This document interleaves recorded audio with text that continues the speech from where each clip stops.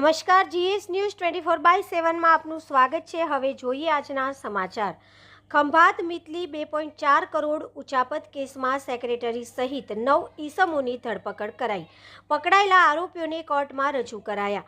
ખંભાતના મિતલી સેવા સહકારી મંડળી દ્વારા ખેડા જિલ્લા મધ્ય સહકારી બેંક સાથે ખોટા સિક્કા બનાવી, ખોટી સહીઓ કરી, ખોટી પાવતીઓ બનાવી છેતરપિંડી હાજરી 2.4 કરોડ ઉપરાંતની રકમની ઉચાપત કરી હતી। જે મામલે કેડીડીસી બેંકના મેનેજર દ્વારા ખંભાત ગ્રામ્ય પોલીસ મથકે ફરિયાદ નોંધાવવામાં આવી હતી, જેમાં કુલ 11 ઈસમો સામે પોલીસ ફરિયાદ નોંધાયેલ હતી।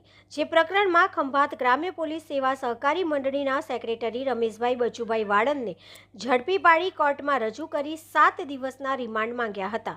કોર્ટે 4 દિવસના રિમાન્ડ મંજૂર કર્યા હતા। ખંભાત ગ્રામ્ય પોલીસે કુલ 9 આરોપીઓને ઝડપી પાડી કાયદેસરની કાર્યવાહી હાથ ધરી છે। ખંભાત ગ્રામ્ય પોલીસ દ્વારા ઝડપાયેલા ઈસમોનો મેડિકલ ટેસ્ટ કરાવ્યા બાદ તેમજ નિવેદનો લેવામાં આવ્યા છે। ત્યારબાદ તેઓને ખંભાતની કોર્ટમાં રજૂ કરવામાં આવ્યા।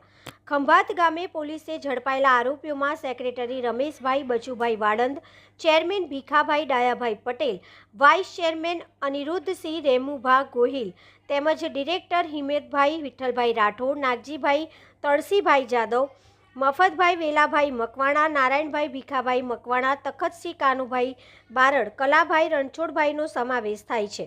જ્યારે એક આરોપી ભીખાભાઈ ભરવાડ બીમારીવશ કોઈ ધરપકડ કરવામાં નથી આવી। પોલીસે 11 સામે નોંધણી ફરિયાદમાં હાલ 9 આરોપીઓને ઝડપી પાડી તેઓની સામે કાર્યવાહી હાથ ધરી છે।